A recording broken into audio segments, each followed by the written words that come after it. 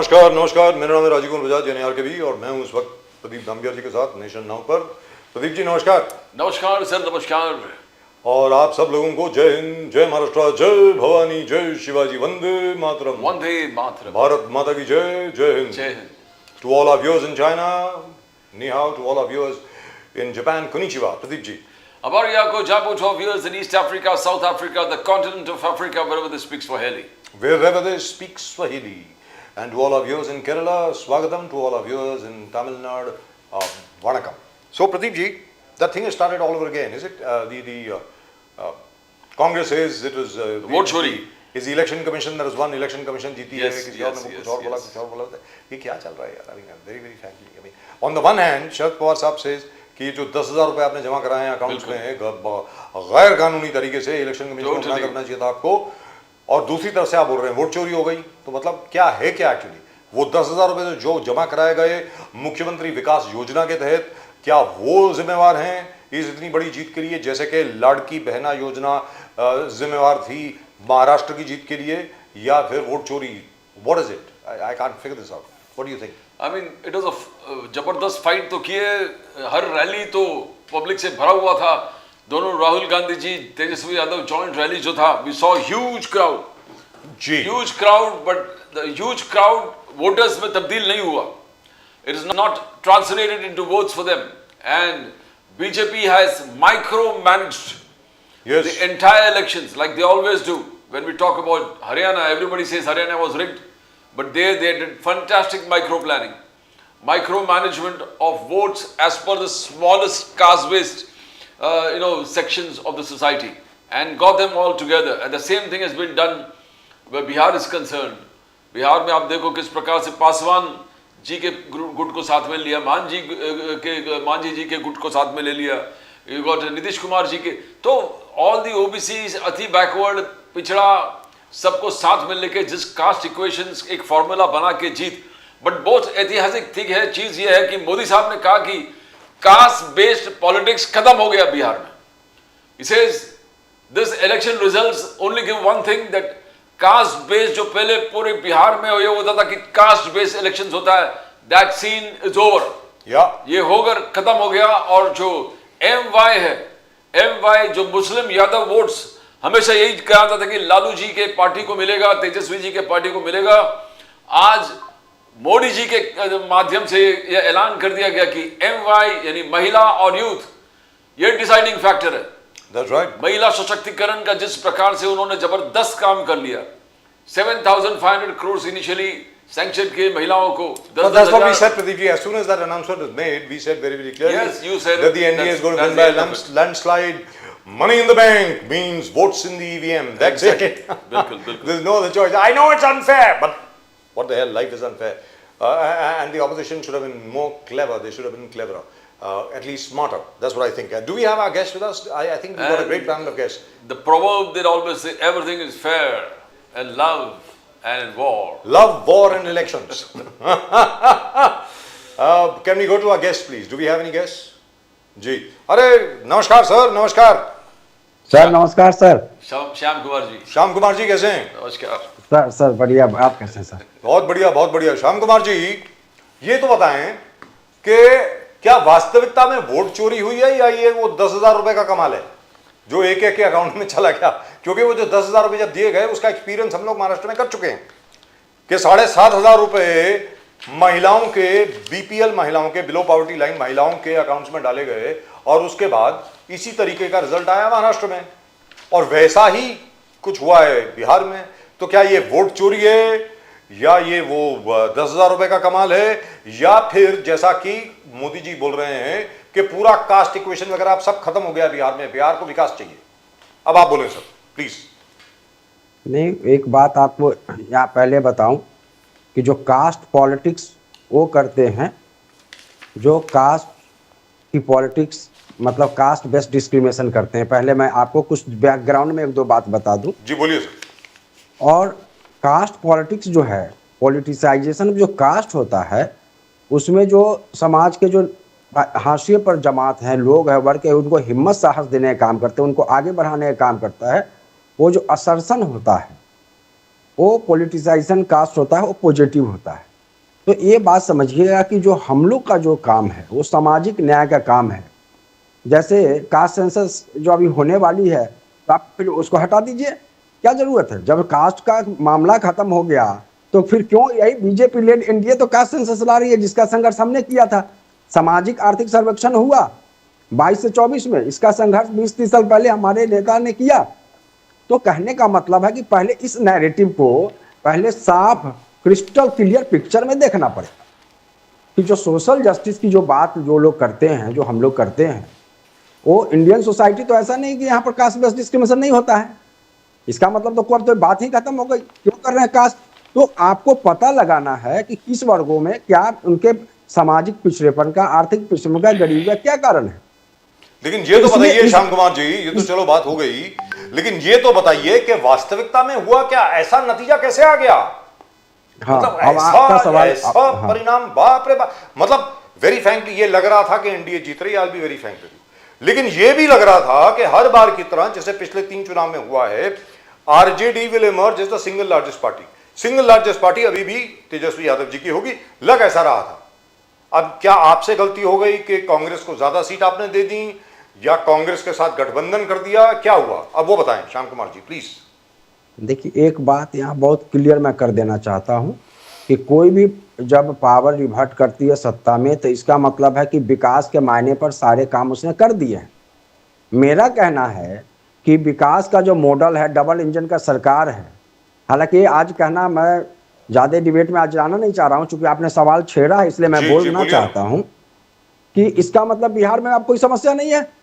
नीतीश कुमार जी के नेतृत्व में जो सरकार बनी, मतलब तक 2005 से आज 25 वाला हो गया, तो इसका मतलब कि जो पलायन रुक गया, बेरोजगारी नहीं है, वहाँ का जो सिस्टमेटिक प्रॉब्लम है। अगर आप बिहार, स्वाभाविक है आपने दौरा किया ही होगा, बिहार के जमीनी हकीकत से आपके वाकिफ होंगे, उनका रास्ता जरूर आपका हुआ होगा, रूबरू किए होंगे। कोसी का संकट है, वो सिस्टमेटिक प्रॉब्लम है जिसका खाका हमने खींचा। जब तेजस्वी यादव साहब जो है उप मुख्यमंत्री बने थे, तो उसको विधानसभा से पास करा के विशेष दर्जा का भेजने का संसद, सारा व्यवस्था सिस्टमेटिक तरीके से, जैसे एक शरीर में कोई बीमारी होती है उसको डायग्नोसिस करके उसका उसी तरह इलाज करना, एक बड़ा विजन था हमारा रहा है। तो इसका मतलब ये मत समझिएगा कि कोई पार्टी जीत रही हार रही है तो उसने सारे विकास के मतलब कि नाम पर सारे बदल करे। अब मैं आपको सवाल जो आपने पूछा है कि क्या हो गया, तो क्या हो गया पर मैं आपको बड़ा क्लियर कर देना चाहता हूँ जी। हम इस पर इंट्रोस्पेक्शन करेंगे, हमारी पार्टी बैठेगी, विचार करेगी, लेकिन एक बात जरूर कहेंगे आपको यहाँ पर कि चुनावी अंक गणित जो है, जिसको पॉलिटिकल अर्थमेटिक, अब खाली सिर्फ ये बुलेटिन टू बैलेट बॉक्स नहीं रह गया है। बहुत सारे पीआर एजेंसी आ गई है, बहुत सारे के सोशल मीडिया मैनेजमेंट हो रही है, बहुत सारी बातों को कहाँ से, तमाम चीज़ों के दृष्टिकोण से जो अंक गणित उभरी है।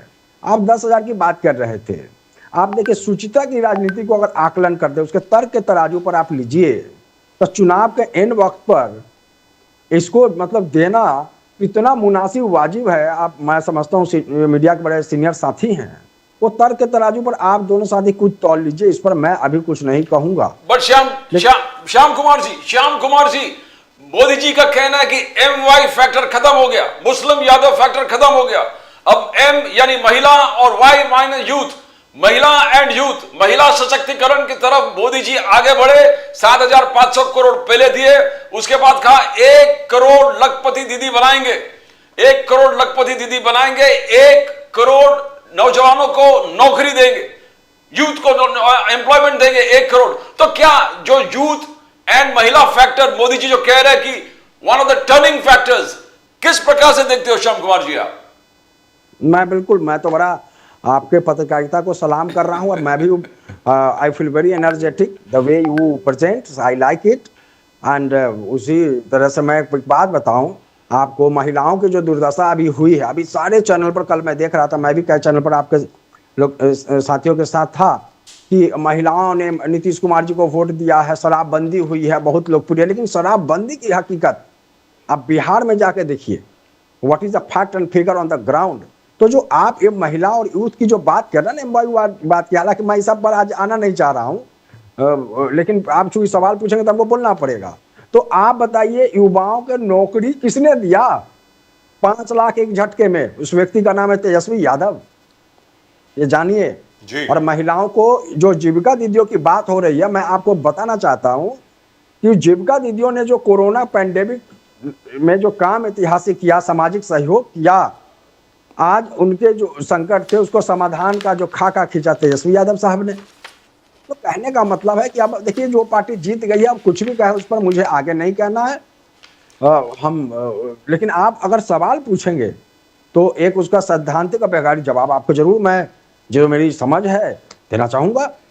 पार्टी की जो स्टैंड रही है, जो सामाजिक न्याय, अरे हमारी संख्या बल पर मत जाइए। किसी भी लोकतंत्र में याद रखिएगा विपक्ष की बड़ी भूमिका, और बिहार से लेकर हिंदुस्तान की राजनीति में जो तेजस्वी यादव साहब ने जो लाइन खींच दी है, ये वक्त पर आप लोग तो कीजिएगा ही, डिबेट लेकिन श्याम डिस्कशन कुमार जी, कीजिएगा ही। ये बात आ रही है सामने कि हो सकता है कि शायद कांग्रेस की वजह से आप लोग शायद नीचे आ गए। वेरी फ्रैंकली द कांग्रेस में pulled you down, that's what people are saying. Also because जब एक्चुअल कैंपेनिंग का टाइम था तो आदरणीय सम्माननीय LOP, leader of the opposition, नेता विपक्ष, लैटिन अमेरिका यानी साउथ अमेरिका के टूर पे चले गए, और फिर आखिर में वहां पर आए। इतनी देर लग गई महागठबंधन को अपना मुख्यमंत्री का चेहरा अनाउंस करने के लिए। मुझे लगता है उसके अंदर तो वेरी फ्रैंकली स्पीकिंग कोई डिबेट ही नहीं होनी चाहिए थी। क्लियर कट था कि तेजस्वी यादव ही होंगे मुख्यमंत्री, मतलब उसमें इतनी देर लग गई। और उसके अलावा जो कांग्रेस की तरफ से नेगोशिएट कर रहे थे, उनका भी एटीट्यूड जरा अजीबोगरीब था। तो आपको लगता नहीं है कि it would have been much better if you had gone into the elections alone and had fought 243 seats? अगर आप 243 सीट खुद ही लड़ते तो मेरा ये अनुमान है कि अभी आपकी 70-80 सीटें आती। That's what I think and I'm willing to put my neck on the line. अब आप बोलें सर, श्याम कुमार जी। देखिए, अब आज के समय में तो कुछ भी कहा जा सकता है, क्या करना चाहिए। If and but is always are part of the process. Once any party lost the election, that is always possibility to discuss such kind of debate. I do agree with you, but point is that Congress is our ideological commitment party, and we do not want to go alone this time, particularly post 2014. Particularly if you talk about party politics kind of thing, I would like to let you the kind of the coalition politics, another kind of coalition politics has got started. लेकिन एक बात यहाँ जरूर आपको हम बताना चाहते हैं कि जो हम लोग के साथ जो कांग्रेस की आप बात करते हैं, उसके साथ हमारा वैचारिक जो है संतुलन है, गठबंधन है। लेकिन एनडीए के पार्टियों का आप देखिएगा तो उसका सुविधा की राजनीति का गठबंधन है। जैसे मान लिए लोजपा ने 2020 में जो टेक ऑन माननीय मुख्यमंत्री बिहार पर किया, वो तो आप जानते होंगे, मुझे बताने की जरूरत नहीं है। जी। और आज जीतन राम मांझी साहब तो हमारे माननीय मुख्यमंत्री रहे हैं। जिस तरह से मुख्यमंत्री बनने के बाद उनको हटाया गया और 8 सीट मांग रहे थे, मात्र 2 सीट देते तो उनको भी कुछ कद काठी राजनीतिक तौर से पार्टी की बनती, तो राज का दर्जा मिलता। तो मेरे कहने का मतलब है कि इन बातों का मैं, आप अगर नेक्स्ट कभी बुलाइएगा 2-4-10 दिन के बाद, तो हम डेटा जब होगा पढ़ेंगे, निकालेंगे, विमर्श करेंगे, तो हम आपको और फैक्ट फिगर डेटा के साथ विश्लेषण निश्चित तौर से करना चाहेंगे। लेकिन ये बात बताना चाहते हैं कि जीत हो हार हो, लेकिन हम लोग वैचारिक लोग हैं और विचारधारा सर्वोपरि है। और बहुत सारे पार्टी बिहार में बहुत दिन मुख्यमंत्री रहने के बाद भी उनका यू टर्न पॉलिटिक्स की वजह से they are not to give any imprint in terms of ideological commitment. Shyam Kumar ji, Modi ji के लास्ट फेज में यही था, आपको लैपटॉप चाहिए या कट्टा चाहिए, लैपटॉप या कट्टा। आगे जाके कहा कि अपहरण, रंगदारी या सुशासन, यह आपको चुनना है। अपहरण, रंगदारी या सुशासन, डेवलपमेंट, फ्लाईओवर्स, ब्रिजेस, एक्सप्रेसवे चाहिए या जंगल राज चाहिए। क्या एक डिटरमाइनिंग फैक्टर भी था कि एक तरफ रंगदारी के बाद, एक तरफ कट्टा के बाद, एक तरफ लैपटॉप, डेवलपमेंट, सुशासन? How do you see that phase of Shyam Kumar ji, prime minister Modi campaign? Because I think longest campaign Modi ji के वहां पर था बिहार में। श्याम जी, नो देखिए, एक बात जान लीजिए कि आप कोई भी जब कैंपेन करता है, person holding such a high position in the democracy, it has definitely its impact. But with regard to all kind of the things which he was speaking in the different kind of rallies, I don't want to go on that part. We had our own impact, and you must have seen, for example, the big massive people turn out in all the rallies. I hope you are aware.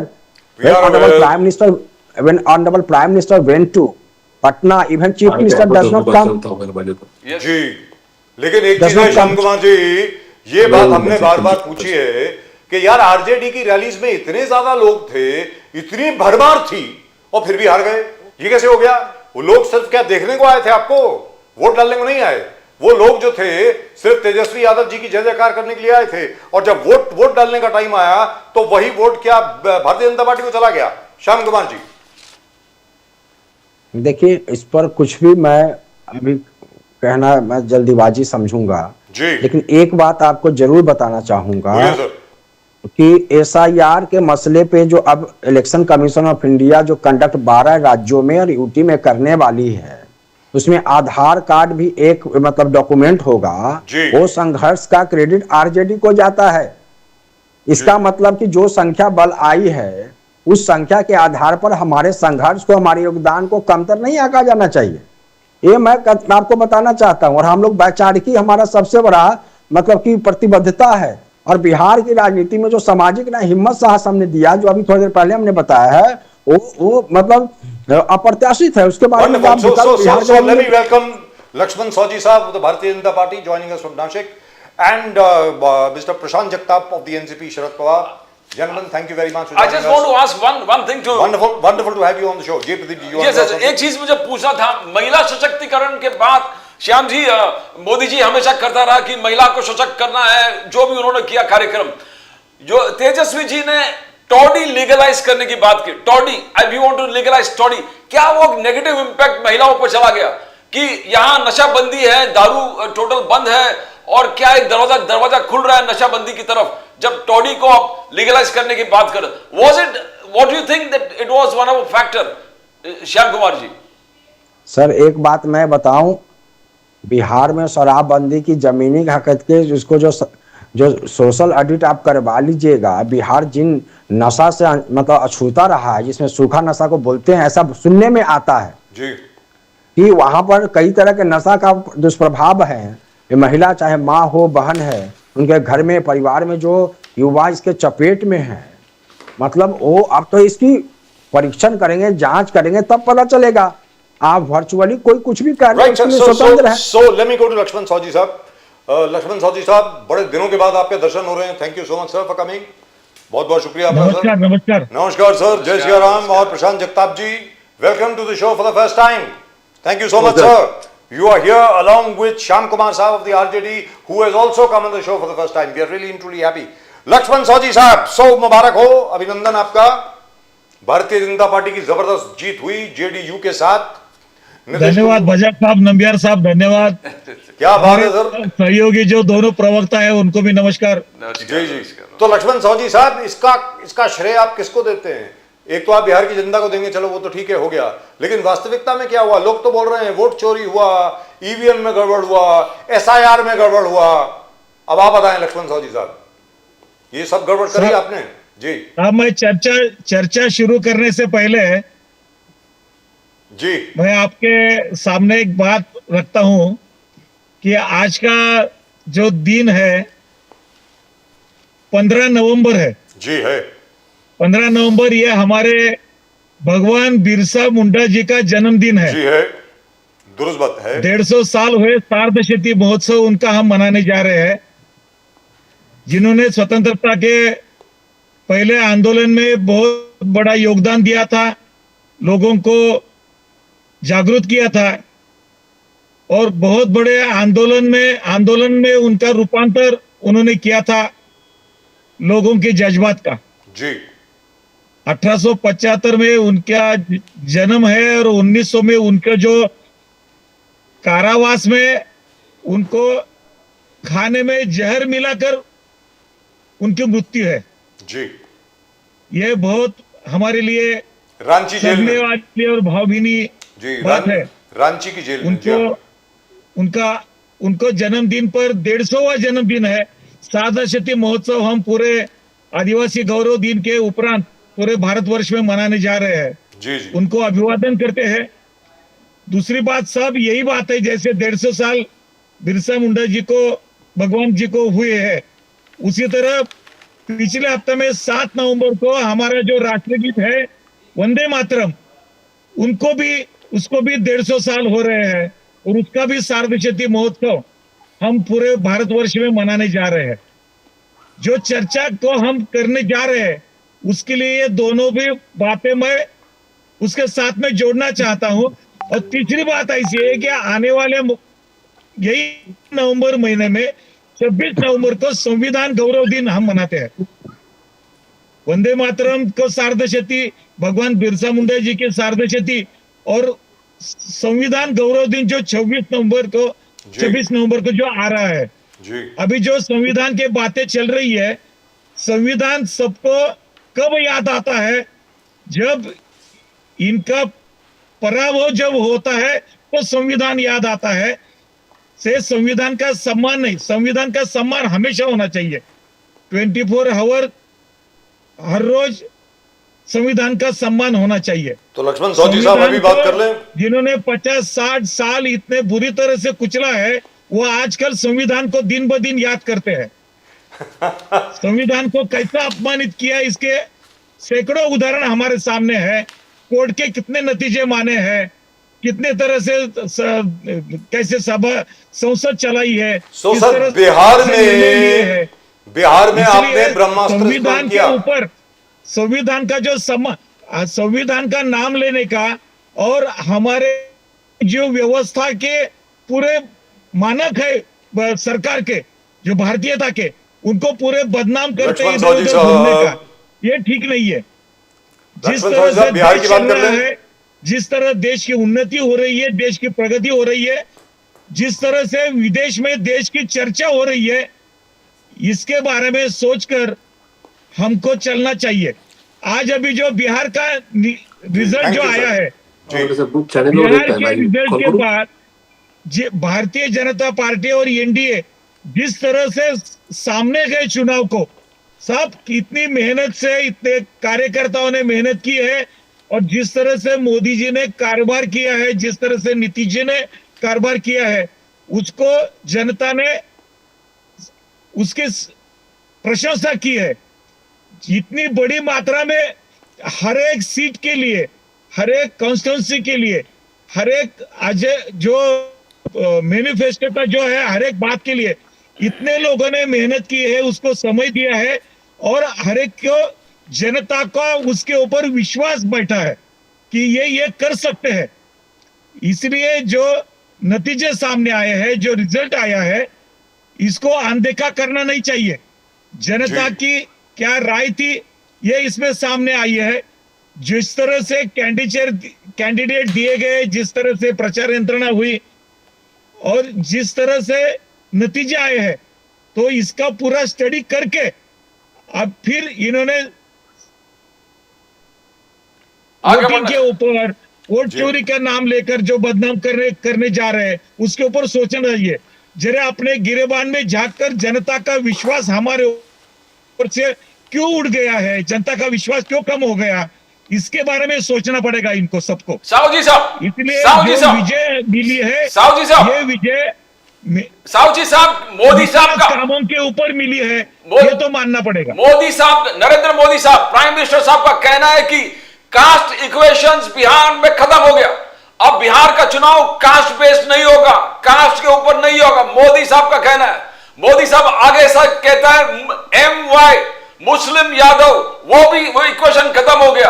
अब MY महिला और youth ये है। और जो महिला सशक्तिकरण के कार्यक्रम बीजेपी और नीतीश कुमार जी ने वहां पर किया, एनडीए ने किया, वो जीत हासिल किया महिला और युवाओं का। बोलिए साहू जी साहब, लक्ष्मण साहू जी साहब। निम्बियर जी, जैसे मोदी साहब ने ये कहा है कि कास्टिज्म का पॉलिटिक्स खत्म हो गया, वैसे परिवारवाद का लोगों ने लताड़ा है, परिवारवाद का स्वागत नहीं किया है। जिस तरीके से कैंडिडेट दिए गए थे, उसके ऊपर जनता ने जो वोट देकर जो अपनी राय बता दी है, इतनी बड़ी मात्रा में विजय देकर परिवारवाद को भी तिलांजलि बिहार के चुनाव में दी है, ये भी सोचना पड़ेगा, इसके बारे में बोलना पड़ेगा। जी, let me go to the gentleman Prashant Jagtap sahab from the NCP Sharad Pawar. Prashant Jagtap ji, Sharad Pawar ji ने और उसके बाद अभी आज सुप्रिया सूले जी ने भी कहा है कि ये जो 10,000 रुपए बांटे गए, 7,500 करोड़ जो बांटे गए, इसके ऊपर वास्तविकता में इलेक्शन कमीशन को ऑब्जेक्शन उठानी चाहिए थी, बट दे डिडंट। देखिए 2014 में जब मोदी जी पहले बार as a prime minister candidate चुनाव लड़ रहे थे, उसके बाद 2019 ऑल्सो, ये दोनों चुनाव में प्राइम मिनिस्टर नरेंद्र मोदी जी सभी जगह हर राज्यों में जाकर मुफ्त की रेवड़ी बांटने वाले जो क्या जुमलेबाज थे या जो सरकारें थी, जो पार्टी थी, उनके ऊपर काफी सारी बातें रखते थे। वो बोलते थे कि मुफ्त की रेवड़ी के बजाय विकास कामों के ऊपर वोट होना चाहिए। लेकिन अभी मोदी जी पूरे बदल चुके हैं। गए 2-4 साल से हम जितने भी चुनाव देख रहे हैं, उस सारे चुनाव में, वो दिल्ली का हो, वो मध्य प्रदेश का हो, वो राजस्थान का हो, वो महाराष्ट्र का हो, या वो अभी बिहार का हो, हर चुनाव के पहले उनके पास जो सर्वे रिपोर्ट आ जाती है 2-5 महीने पहले, जिसमें उनकी पार्टियां, उनकी उस लोकल स्टेट की उनकी अलायंस पार्टी जो हारने वाली है, वो हारने वाली पार्टी को बचाने के लिए फिर मुफ्त की रेवड़ी बंटवाने का काम खुद मोदी जी कर दे। वैसा ही हुआ गए 4-5 महीने पहले जो रिपोर्ट्स आई, जिसमें बिहार में उनको रिपोर्ट्स ठीक से नहीं लग रहे थे, फिर उन्होंने हर महिलाओं को 10,000 रुपए देने का ऐलान कर दिया। मुझे लगता है कि एक हिसाब से election commission, code of conduct, ये एक तरीके से जोक बनाया जा रहा है, इसके साथ खिलवाड़ है। उसका कारण है, अगर मोदी जी गए 11.5 साल से इस देश में हिंदुत्व की सरकार चला रहे, गुड गवर्नेंस की अगर सरकार चला रहे और उसमें लोगों का भला हो रहा है, तो उनको और उनके पार्टी को इस तरीके की रेवड़ी, मुफ्त की रेवड़ी घोषित करके चुनाव लड़ने की जरूरत नहीं रहेगी। लेकिन हाँ, इस बिहार के चुनाव में मुफ्त की रेवड़ी बांटी गई, वो बंटवाने का काम बराबर इलेक्शन कोड ऑफ कंडक्ट के वक्त हर एक जगह महिला के अकाउंट में 10,000 रुपए भिजवाए गए और एक हिसाब से रिश्वत लेकर वोट खींचे गए। ये महाराष्ट्र के बाद हमने अभी बिहार में भी देखा है। और इसलिए आज की वो जीत अगर बड़ी लगती रहेगी, तो ये जीत सिर्फ पैसे बांटने वाले की हुई है, यही नतीजा इसमें। लेकिन जगताप साहब, प्रदीप जी एक सेकंड, लेकिन जगताप साहब फिर तो ये टेम्पलेट बन गया ना, एक this is a template. Madhya Pradesh में लाडली बहन, उसके बाद मध्य प्रदेश में जीत गए, महाराष्ट्र में लाड़की बहना, और अभी मुख्यमंत्री विकास योजना। तो आज की तारीख में भारतीय जनता पार्टी की सरकार जिन जिन राज्यों में है, वहां तो आपके लिए यानी पूरे विपक्ष के लिए बहुत मुश्किल हो जाएगी। They worked it out. देखिए, मुझे आज भी इस देश के संविधान के ऊपर भरोसा है, न्यायपालिका के ऊपर भरोसा है। आज जो हमारा यूथ है, जो आज बेरोजगार है, हमारी यानी विश्व में हमारी यूथ की यूथ प्रतिशत जो यानी परसेंटेज 67% है, जो उसमें से मैक्सिमम आज बेरोजगार है, उसको आज ये पता चल चुका। आज शायद ये वोट बटोरे जा रहे, लेकिन आज से 1 साल 2 साल के बाद भारत की जो अर्थव्यवस्था है, जो इकोनॉमी है, वो गिरते जाने के बाद ये यही महिला है और यही यूथ फिर से एक बार सोचेगा। उसका कारण है, अभी 3 महीने पहले वर्ल्ड बैंक ने जो लिस्ट जारी की, उसमें दुनिया के 200-250 देश में सबसे ज्यादा कर्जा लेने वाला देश अभी भारत बन चुका है। भारत ने कर्जा लेने वाले स्टेट में 1 नंबर पे।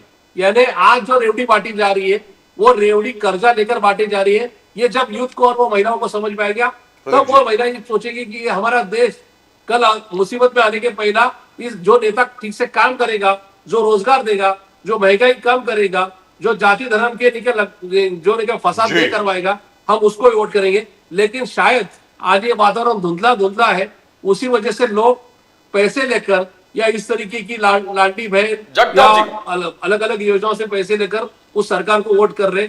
लेकिन ये भारत की राजनीति के लिए, भारत की इकोनॉमी के लिए बहुत धोखादायक है, ऐसे मुझे लगता है। प्रशांत जगताप जी, हाल ही में मुंबई में एक ऑल पार्टी जबरदस्त रैली हुआ था, जिसको सत्य का मोर्चा आप लोग ने नाम दिया था।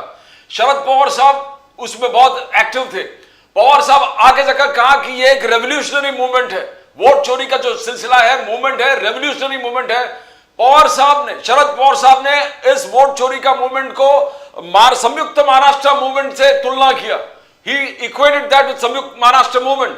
तो बीजेपी के आलोचना शुरू हो गए।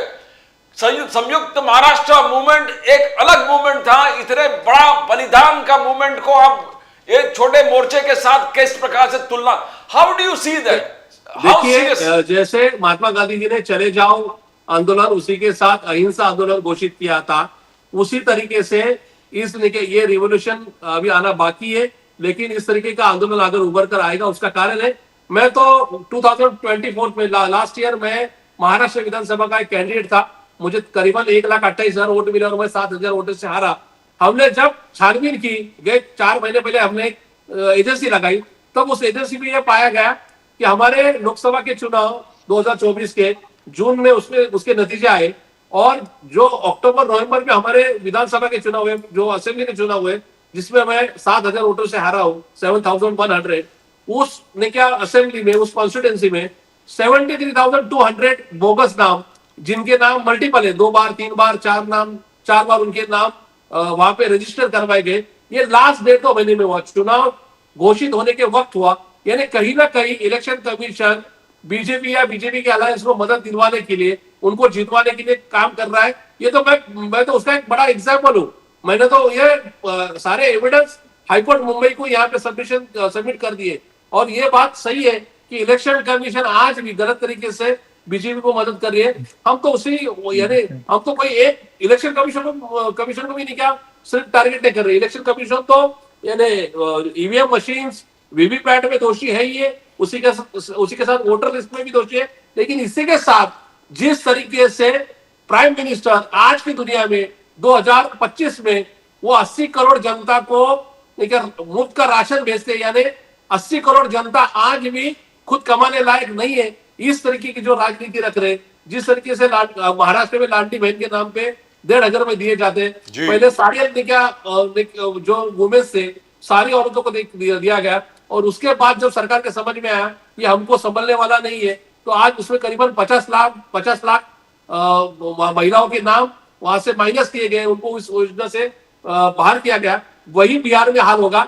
जीतने के लिए उन्होंने सारे महिलाओं के अकाउंट में 10 रुपए डाल दिए।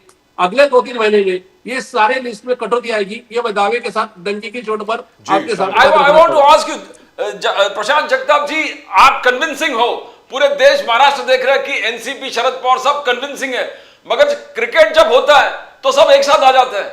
फडणवीस साहब के साथ बैठ जाना, शरद पवार साहब का, जितेंद्र रावत जो रोज रोज गाली देते हैं बीजेपी को, वो साथ में मिलकर फडणवीस साहब के साथ पद ले लिया। अभी कोई बीजेपी, शरद पवार जी सब एक साथ मिलकर क्रिकेट में, तो ये कन्विंसिंग नहीं हो रहा है कि आप पॉलिटिक्स में लड़ रहे हैं। महाराष्ट्र की राजनीति हमेशा अलग रही है। महाराष्ट्र में जैसे बाकी स्टेट में एक दूसरे के सामने सारे बाहुबली जैसे खड़े हो जाते हैं, एक दूसरे को गाली गलौज करना, उसके लिए क्या सारे जो बिजनेस है उनकी कम्युनिटी या उनके फैमिली को भी तकलीफ देना, ये कल्चर महाराष्ट्र में आज तक नहीं था। गए 2-5 सालों में आया है, लेकिन तो भी आदरणीय शरद पवार जी की पार्टी आज भी कहीं पर गलत या गंदी राजनीति नहीं करती है। बॉम्बे यानी मुंबई में जो मुंबई क्रिकेट एसोसिएशन का चुनाव हुआ, उसमें पहले से सारी पार्टियां उसमें, यानी पार्टी का जो औहदा है वो बाहर छोड़कर वहां पे चुनाव लड़ती है। उसमें कोई क्या मिली जुली राजनीति नहीं है। लेकिन जिस तरीके से जनता को बेहाल किया जा रहा है, जनता को और इस देश को गरीब किया जा रहा है, उसके खिलाफ की ये जंग है। और दूसरा मैं ये भी बात कहना चाहूंगा, इस इलेक्शन में शायद कांग्रेस, शायद हमारे विपक्ष की सारी पार्टी ये सीखेंगी कि चलो क्या इलेक्शन के ईवीएम मशीन वीवीपैट में गड़बड़ी थी है, शायद क्या आगे रहेगी तो वो दुरुस्त होनी चाहिए।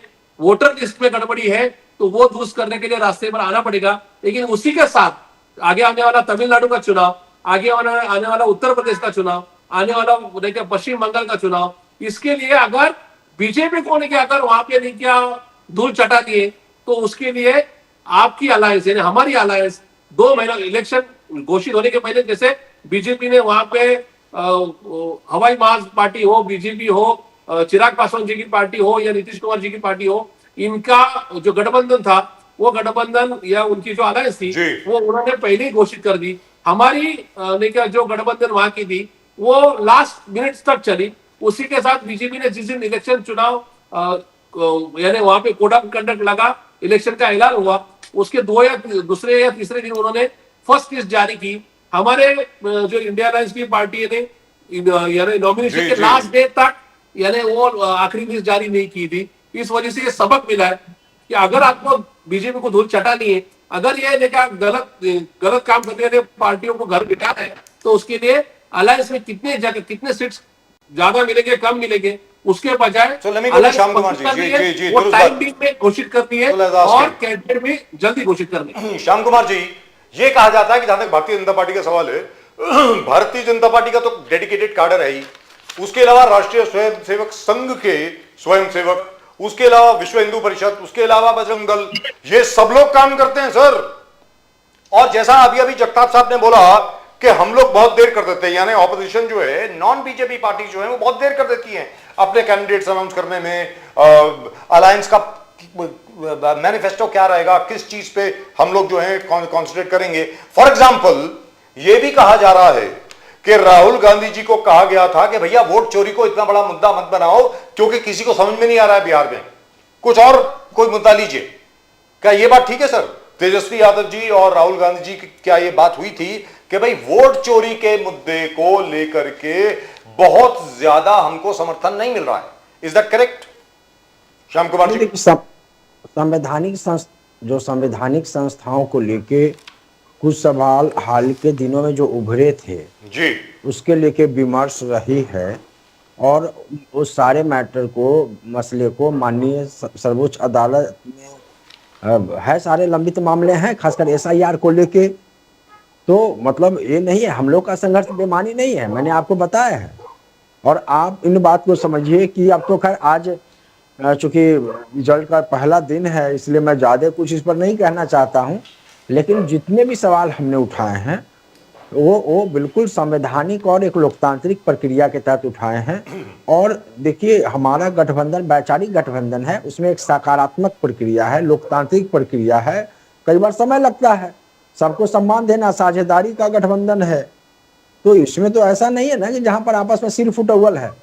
आप देखिए कि अगर मैंने NDA की जो चर्चा की है जी, तो आप 20 से लेकर 25 तक अगर आपस का टेक ऑन ले ले, मैं इन बातों पर ज्यादा जाता नहीं हूँ। मैं आपको सच बताऊं, पहली बार आपके चैनल पर मैं आया हूँ जी, तो मैं आपको तो ज्यादा मैं इन बातों पर नहीं बल देना चाहता हूँ, लेकिन उन लोग के जब गठबंधन की तुलना कीजिएगा, जिन मुद्दों को आप लेके चल रहे हैं, मैंने पहले ही कहा कि हमारा जो दिन रात हम लोग माननीय अदालत, सर्वोच्च अदालत में हमने जो मसले उठाए थे, तो आप 12वां डॉक्यूमेंट जुड़ा। आप समझिएगा कि सबके पास तो मोबाइल नहीं है ना, सबके पास वो एंड्रॉइड मोबाइल नहीं है कि सब डिजिटल है, ये तो आप मानेंगे जी। तो उन डॉक्यूमेंट को लेके, कई चीजों को लेके, तो आप इस बात को ऐसे, मैं इसे थोड़ा सा इतर समझ रखता हूँ कि क्या हुआ नहीं हुआ, कौन मैटर टेक ऑन, अब चलिए वो सब विमर्श का विषय है, इंट्रोस्पेक्शन, आत्मचिंतन उस पर की जाएगी, निश्चित तौर से की जाएगी। लेकिन हमारा संघर्ष हमेशा सकारात्मक है, संवैधानिक दायरे में, लोकतांत्रिक दायरे में, और संविधान हमारा सबसे बड़ा ग्रंथ है, उनको सामने रख के बाबा साहब के विचारों के साथ हम लोग समाज परिवर्तन का संघर्ष लोकतांत्रिक। श्याम कुमार जी, मुस्लिम वोट्स आपके तेजस्वी यादव जी के माना हुआ जाता कि it fall for Tejashwi Yadav ji, but हुआ नहीं। तेजस्वी यादव जी का बीजेपी का कहना अनकॉन्स्टिट्यूशनल जो डिमांड रखा था कि वक्फ बिल को हम उठा के कचरे के डब्बे में फेंक देंगे, we will throw it in the dustbin, BJP के कहना अनकॉन्स्टिट्यूशनल थे, बट तुष्टीकरण के लिए उन्होंने कहा, तेजस्वी यादव जी ने किया। क्या ये सब करने के बाद वो जो 18% मुसलमान वोट जो ट्रेडिशनली आपके वोटर है वो दूर चले गए? श्याम कुमार जी, ये क्या हुआ? मींस किस प्रकार से देखते हो आप कि लोग विश्वास नहीं करते आजकल, बीजेपी का कहना है?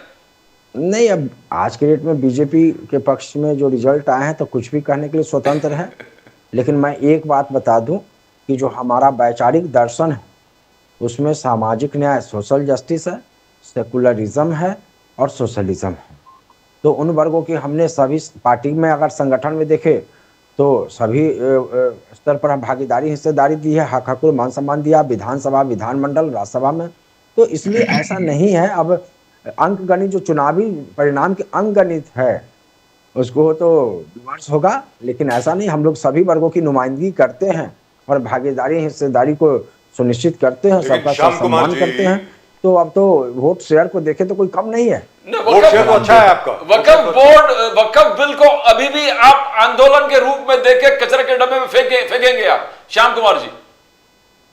अब और भी डिबेट आप तो बुलाएंगे ही, पहला डिबेट, अब तो डिबेट करेंगे आपके साथ, आज फिर चर्चा किया जाएगा सारे मुद्दों पर। करेंगे, आएंगे तो लेकिन सर ये ऐसा तो नहीं होगा। है कि क्योंकि कोई संवैधानिक चीज है, it has been passed by parliament, most of it has been upheld by supreme court. मानता हूं अभी भी सुप्रीम कोर्ट में केस चल रहा है, लेकिन 2 या 3 चीजों के ऊपर सुप्रीम कोर्ट ने अपनी मोहर लगा दी है कि वक्फ बाय यूजर नहीं होगा, वगैरह वगैरह वगैरह, किसी और की जमीन आप हड़प नहीं सकते, ये सुप्रीम कोर्ट ने क्लियर कट कहा है। तो आपको लगता नहीं कि यहां पे कुछ जरा और इंट्रोस्पेक्शन होनी चाहिए थी इसके पहले कि ये कह दिया जाए कि we are going to throw this, कि कचरे के डब्बे में हम लोग डाल देंगे। Sir very frankly speaking this didn't look nice. मुझे लगा कि शायद ये आरजेडी ने जो किया वो ठीक नहीं किया, मेरा ऐसा अनुमान है। आपका व्यक्तिगत विचार है, ये जरा बताएं। देखिए अभी कल ही रिजल्ट आया है और हम सब चुनाव में इतने व्यस्त रहे हैं और बहुत सारे मुद्दे हैं, और मैं तो मान के ही चल रहा हूँ कि आप के यहाँ मतलब इतना बेहतरीन आप लोग डिस्कशन करते हैं, और आई एम श्योर कि in coming times you will invite me for further discussion. It will be a real pleasure, sir. We will have Sir, a it will be a real wonderful pleasure. discussion, definitely, I'm sure. Yes it will be a real pleasure. लेकिन sir जो आप world bank की economy की बात कर रहे थे, it is absolutely true, quite true, कि India is the largest debtor in the world, quite true, in terms of current account, absolutely true. However it is also true that just yesterday, कल, Moody's, Standard and Poor, and I think the IMF report will also come day after tomorrow by Monday. Sir आपको मालूम है India's GDP growth has been upgraded from 6.4% to 6.8%। IMF का भी ये मानना है, Moody's का भी ये मानना है, स्टैंडर्ड एंड पुअर्स का भी ये मानना है कि पहले ये अनुमान लगाया जा रहा था कि 2027 तक भारत की जो अर्थव्यवस्था है वो तीसरे नंबर पर आ जाएगी, यानी हम जर्मनी को ओवरटेक कर लेंगे 2027 तक। लेकिन अब अनुमान है कि अगले साल ही कर लेंगे, जिस तरीके से अभी ग्रोथ आ रही। तो it is not as if the economy is doing badly, लेकिन वही क्रिटिसिज्म आ रहा है जो पहले डॉक्टर मनमोहन सिंह की सरकार में आता था, that it is jobless growth. क्या जॉब्स की परिभाषा आप चेंज करनी पड़ेगी कुमार साहब? मेरे से सवाल है सर। हाँ आपसे सर एक बात यहाँ जरूर आपको हम बताना चाहते हैं कि मतलब कि कागज और ये पत्री का जो राजनीति है ना, जी। डाटा और आटा का, मैं कई बार इसको 1 2 3 4 बोलता हूँ, इससे आम मजलूम को कोई फायदा नहीं होता है। जो parameter of development, that is a mechanical development that is happening in our society, whenever you go to Bihar and found what is the ground reality, people are bottom, such a, they are struggling for, you will not find people that. But that was a lovely line. Could you repeat that? One second. One second, sir, 1 second. Shyam Kumar ji 1 second, आपने एक बहुत खूबसूरत बात बोली, जरा repeat करेंगे उसको। Data और आटा, मतलब डेटा अलग है और आटा अलग है। कहने का मतलब ये हुआ क्राइसिस आटे में है, डेटा में नहीं है। कहने का मतलब ये हुआ। Is that what you saying? वही मैं आपको कह रहा हूँ सर, बिल्कुल। मैं एक बात कह रहा हूँ आपको कि जो आप बताइए ना, साल में 12 महीने होते हैं जी, लेकिन आपको रिचार्ज कूपन 13 महीने कराना पड़ेगा जी, 28 दिन का होता है। जी, सैलरी आपको 12 महीने का मिल रही है, आपको हमको हो सकता है सैलरी मिल रही है समय पर, लेकिन बहुत सारे जो है वर्कर्स हैं, जैसे मनरेगा की पॉलिसी आई थी, आपको याद होगा, जी, जी, उस समय यही आरजेडी शासन सत्ता में थी, रघुवंश प्रसाद सिंह का नाम आप तो सुना ही होगा। जी, जी, जी, जो सोशल जस्टिस, हमारा फार्मूला सोशलिज्म है कि एक व्यक्ति अपनी जिंदगी की चुनौतियों से नहीं संघर्ष पाएगा, हिम्मत साहस देने का काम हमने किया, गरीब रथ चलवाया। तो मेरे कहने का मतलब है कि आप बहुमंजिली इमारत बनाइए, आप इंफ्रास्ट्रक्चरल डेवलपमेंट कीजिए, आप मैकेनिकल डेवलपमेंट कीजिए, आप डाटा आटा का आप पर्ची करते रहिए, लेकिन जो मजलूम people at bottom, Gandhi was talking the last man of the society, so we are those party, we are in power, out of power, that's okay, but I tell you, we will continue to raise the concern of people at bottom. This is our commitment, and power privilege and power corridor is not our main target. Main target is a social transition as per Constitution of India, what Baba Sahab was talking about, social ji. change, social progress. So let me ask Laxman Sahu ji sahab of the BJP. Lakshman Sahu ji साहब, जो अंतरराष्ट्रीय आंकड़े जो आ रहे हैं और reserve bank of India के भी जो आंकड़े आ रहे हैं, वो तो एक बहुत ही जबरदस्त पिक्चर पेंट करते हैं सर भारत की अर्थव्यवस्था की, कि ब्रिलियंट हो गया। और तो और छोड़िए, डिफेंस एक्सपोर्ट्स इतनी ज्यादा हुई, कह रही है इतनी सर जबरदस्त। और उसके अलावा services sector which is oppose to IT services, ऐसा नहीं है, I am not talking about BPO, I am talking about service sector. The export is about $90 billion as of today. $90 billion. मैं बीपीओ वगैरह उसमें इंक्लूड नहीं कर रहा हूं। आई am talking about actual IT exports. तो सर लक्ष्मण साहू साहब, बिहार में भी क्या वही चीज है? आपको कोई जानकारी है इसके बारे में? क्योंकि महाराष्ट्र में तो हो रहा है, वो तो दिख रहा है हम लोगों को।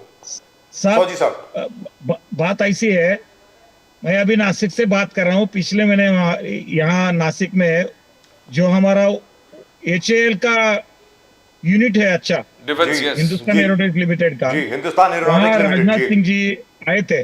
जी जिस तरीके से युद्ध सामग्री के बारे में हमने क्रांतिकारी कदम उठाए हैं। हमको पहले कोई भी इंपोर्ट करना पड़ता था, आज हम निर्यात कर रहे हैं और कई मात्रा में, बड़ी मात्रा में उसका जो आत्मनिर्भर भारत के लिए जो होना चाहिए, प्रोडक्शन के लिए भी, सप्लाई के लिए भी, इसके बारे में जो कदम उठाए गए हैं, ये पूरा देश देख रहा है। जी देश की जनता आजकल सरकार क्या काम करती है उसके ऊपर अपना मत तैयार करती है, वोट क्रिएट करती है। जी जिस तरीके से मोदी साहब ने आर्थिक व्यवस्था को जो चालना दी है और जिस तरीके से ये अपना युद्ध सामग्री की निर्यात के बारे में जो कदम उठाए हैं, इसके बारे में जितनी सराहना होनी चाहिए उतनी। ये विपक्ष वाले लोग इसके बारे में कुछ सोचने के लिए तैयार ही नहीं है। देश कौन सी बात में आगे गया है, कौन सी चीज में कैसे कैसे प्रगति कर रहा है, इसके लिए इनके पास समय ही नहीं है। क्योंकि चुनाव जीतने के लिए देश के खिलाफ कोई कार्रवाई करने के लिए भी इनके आगे पीछे देखते नहीं है। जब जम्मू कश्मीर में चुनाव होते हैं तो 370 कलम जो हमने हटा दिया है उसको फिर से लागू करेंगे। ये अगर इनका एजेंडा चलेगा, सरकार की कोई भी नीति के ऊपर हम उसमें सुधार करने के लिए सुझाव दे सकते हैं, लेकिन उसके बारे में सोचना ही नहीं।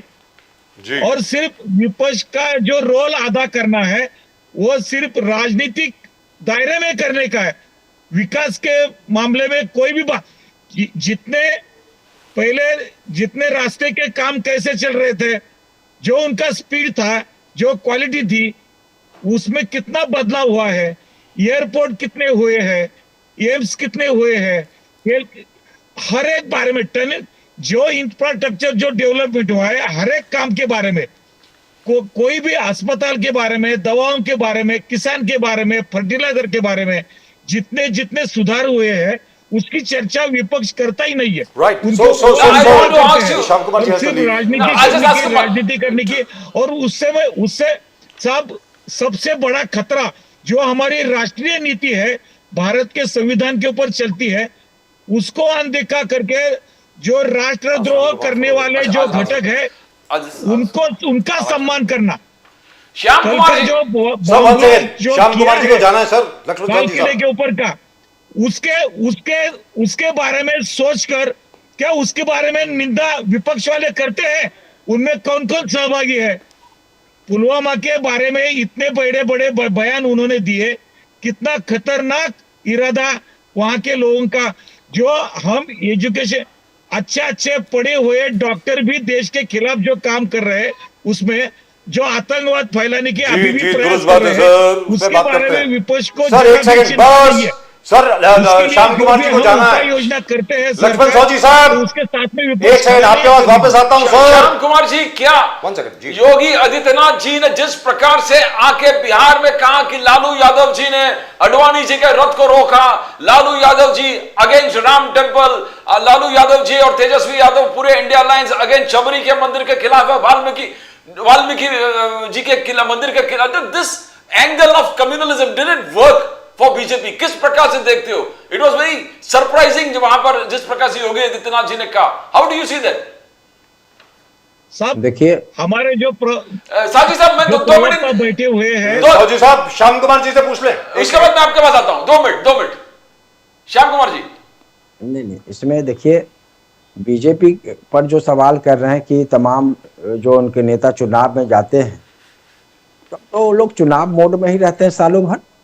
मैं तो यही देख रहा हूँ, ठीक है, उनका अपना स्ट्रेटेजी या रणनीति है, इस पर हमें कुछ नहीं कहना है।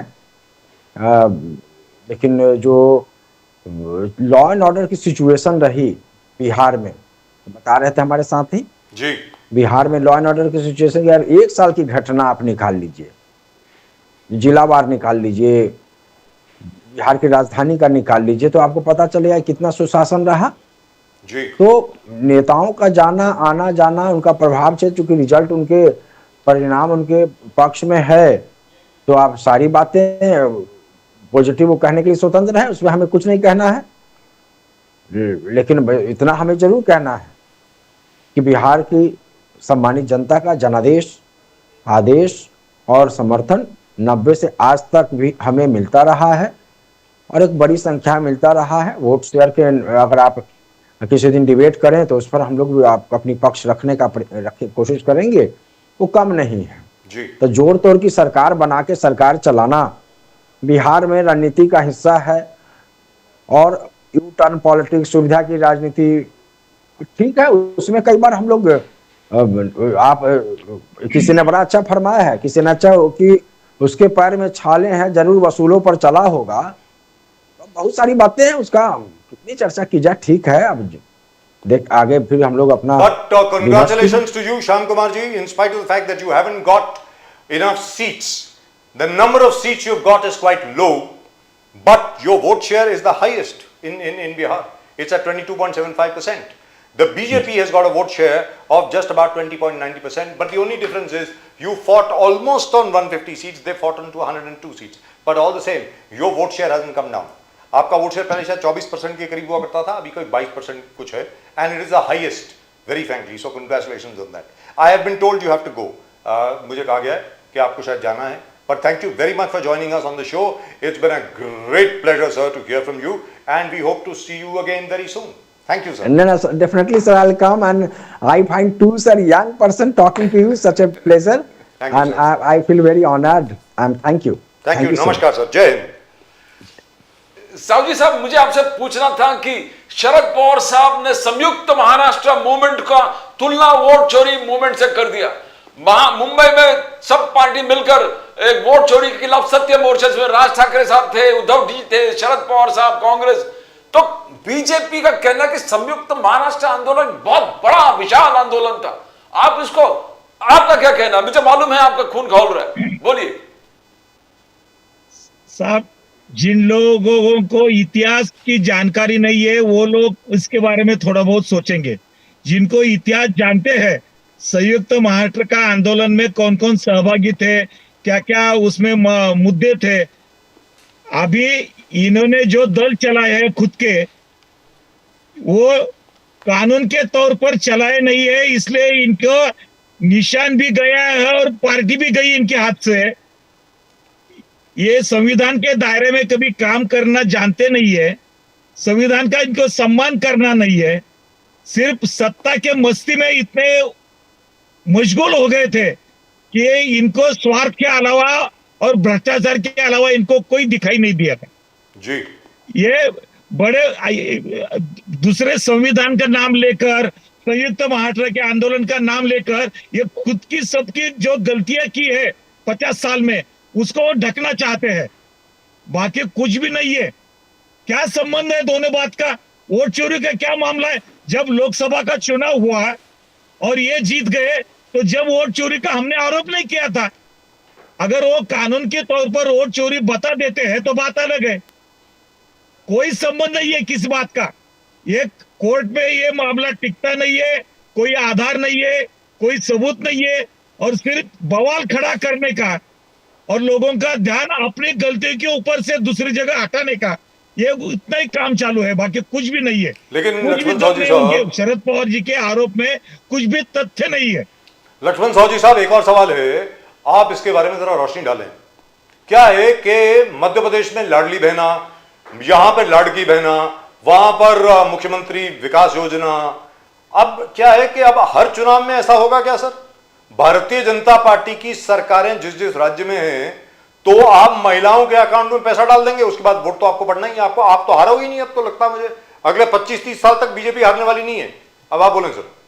नहीं साहब, बात ऐसी है, भाजपा एनडीए, ये जो चुनाव के लिए कोई काम करते नहीं है, काम हमेशा करते हैं चुनाव उसके उसके समय पर आता है। चुनाव के लिए सिर्फ काम करने वाली पार्टी हमारी होती तो 25-30 साल पहले हम सत्ता में आते थे ना। करेक्ट। लेकिन यहां पर एक चीज मैं कहना चाहता हूं आपसे, सिद्धांत एक के सेकंड ऊपर जब पार्टी चलती है जी अब जब सरकार चलानी है। सर, आपको एक चीज मैं बताना चाहता हूं, अभी तक मुंबई में बीएमसी के चुनाव की अनाउंसमेंट नहीं हुई है, हाँ, ऐलान नहीं हुआ है कि कब होंगे। आपको मालूम है आज सुबह सुबह भारतीय जनता पार्टी के कार्यकर्ता हमारी बिल्डिंग में आ गए। आज सुबह सुबह किसी और पार्टी का कोई नहीं आया, बीजेपी वाले सुबह सुबह आ गए। साहब और मुझको मालूम है 2 दिन के बाद आरएसएस के लोग आएंगे। काम करते नहीं, हम 365 दिन काम करते हैं। दुरुस्त बात, करेक्ट हमारा संगठन 365 दिन चलता है। जी।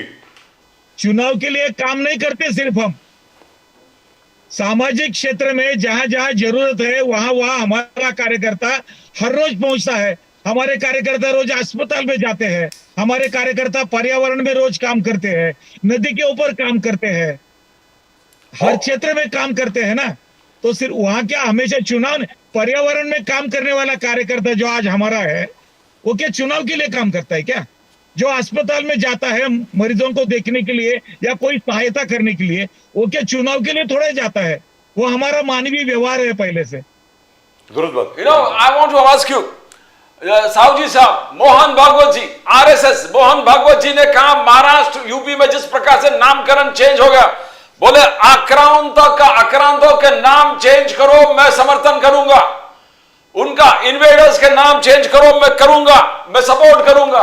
आप रखिए अब्दुल हमीद का नाम, आप रखिए अब्दुल कलाम का नाम, आप रखिए राम प्रसाद बिस्मिल का नाम। किस प्रकार से अशफाकुल्लाह, आप ये स्टेटमेंट, बहुत जबरदस्त स्टेटमेंट मोहन भागवत जी ने दिया। साहब जी साहब जो आप बात बता रहे हैं, मैं वही बात पे आ रहा था। श्रद्धेय मोहन जी ने जो बात बताया ये तो है, लेकिन मोहन जी ने हमको अभी जो बताया है, जब संघ की शताब्दी हम मनाने जा रहे हैं सब जगह, तो हम सेलिब्रेशन नहीं कर रहे, हम उसको कम्युनिकेशन में हम उनको सेलिब्रेशन का स्वरूप दे रहे हैं। और जो पंच परिवर्तन का जो संदेश दिया है उन्होंने, जो हमारी कुटुंब व्यवस्था जो उद्ध्वस्त होने जा रही है उसको कैसे बचाया जाए, उसके आदर्शवाद संस्थापना कैसी की जाए, पर्यावरण के लिए क्या, कानून के सम्मान करने के लिए कैसे किस तरह बर्ताव करना चाहिए, इसके लिए भी, पर्यावरण के लिए भी कर रहे हैं। जो स्व का बोध बताया है, जो स्वदेश की नीति अपनानी चाहिए, जो हमारे जो संस्कृति है, धरोहर है, परंपरा है, उसका सम्मान कैसा होना चाहिए, उसके बारे में जागरण होना चाहिए। ये जो पंच परिवर्तन जो बताया दिया गया है, ये तो हम चुनाव के लिए नहीं कर रहे हैं। सभी बातें जो करते हैं, कोई भी आपत्ति आ गई तो पहले संघ के स्वयंसेवक वहां पहुंचते हैं। वो क्या वहां चुनाव के लिए नहीं जाते हैं, वोट के लिए नहीं जाते हैं।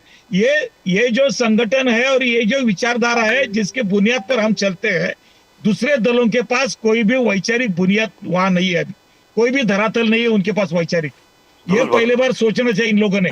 ये सिर्फ राजनीति करना, चुनाव लड़ना, राजनीति करना, चुनाव लड़ना, इसके अलावा विपक्षी के पास कोई काम नहीं है। हम सामाजिक काम को पूरा तिलांजलि दे दी है इन लोगों ने।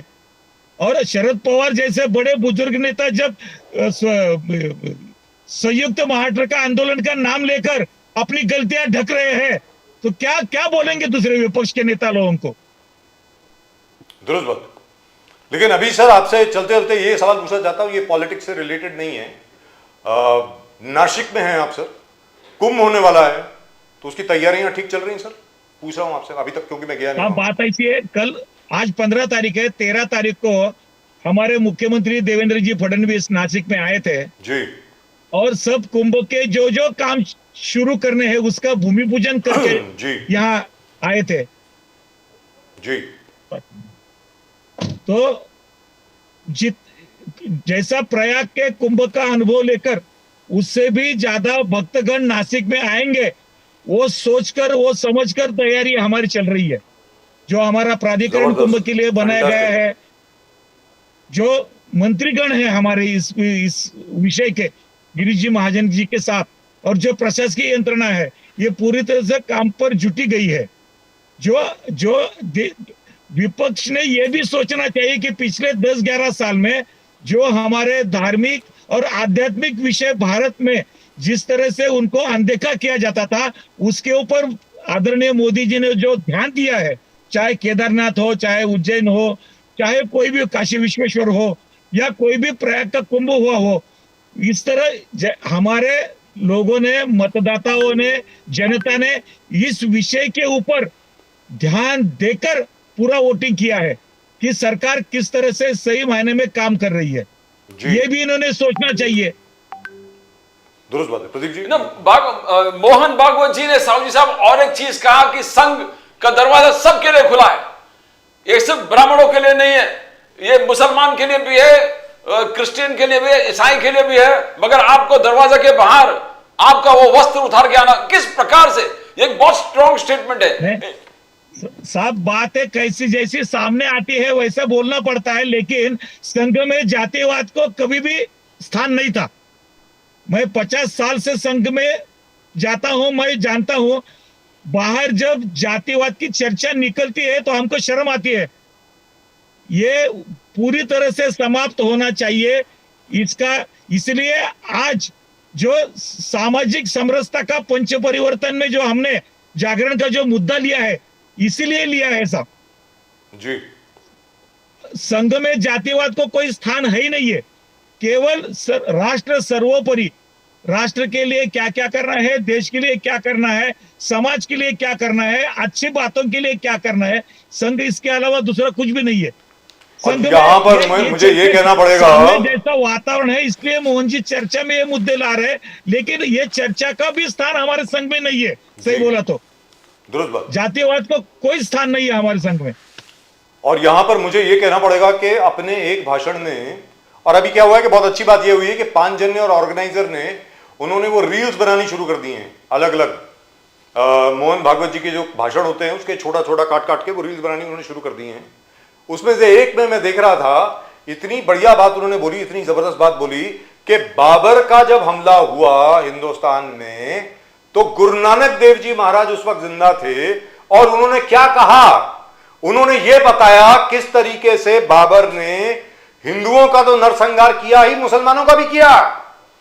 तो मोहन भागवत जी ये बोल रहे हैं कि बाबर का नाम आप क्यों चाहते हो, जिस आदमी ने इतनी मारकाट मचाई, इतनी मारकाट मचाई, खेत के खेत सिर्फ लाशों के पड़े थे, और गुरु नानक देव जी महाराज ने यह कहा है। लक्ष्मण साहू जी साहब हमको इतिहास में फिर जाना पड़ता है। हमारा स्वतंत्रता आंदोलन से पहले 100 साल और फिर स्वतंत्रता आंदोलन के बाद भी ये जो तुष्टीकरण की राजनीति में जिन लोगों ने ये मुद्दे को स्पर्श किया है, तो इसके ऊपर हमारी क्षति हुई है देश की।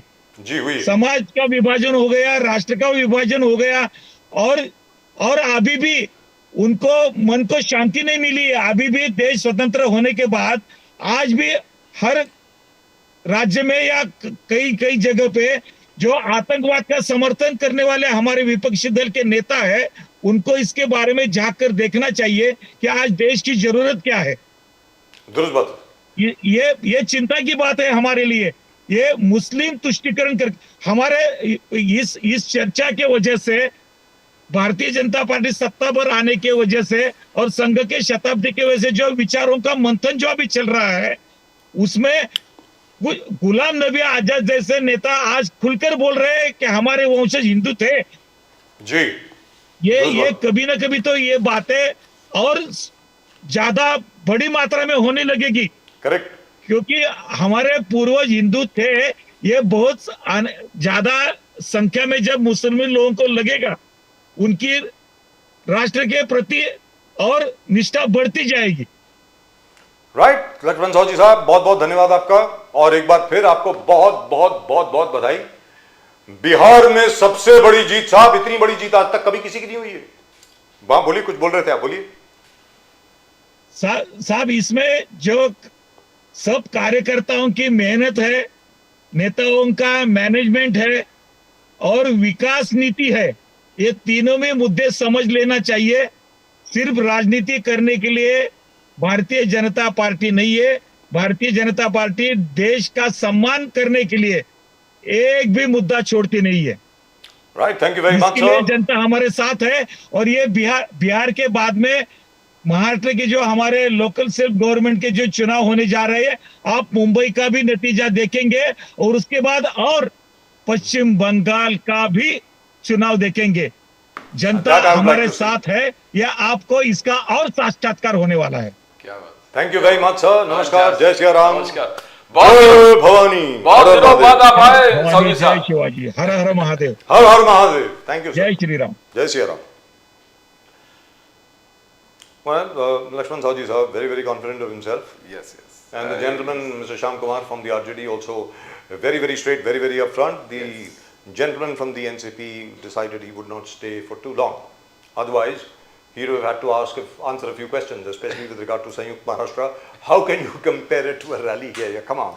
Anyway, all I'm saying is that Pradeep ji, it was really a surprise. Early morning, these guys from the BJP turned up at the building. You told me that, yes. मतलब कि यार अभी तो चुनाव की घोषणा भी नहीं हुई, कुछ भी नहीं हुआ, इन्होंने पहले ही शुरू कर दिया है। They are on the war mode. They want to win BMC elections. And I think Mumbai Adhyaksh Amit Satam is very aggressive. Oh, yes, very aggressive. Very aggressive.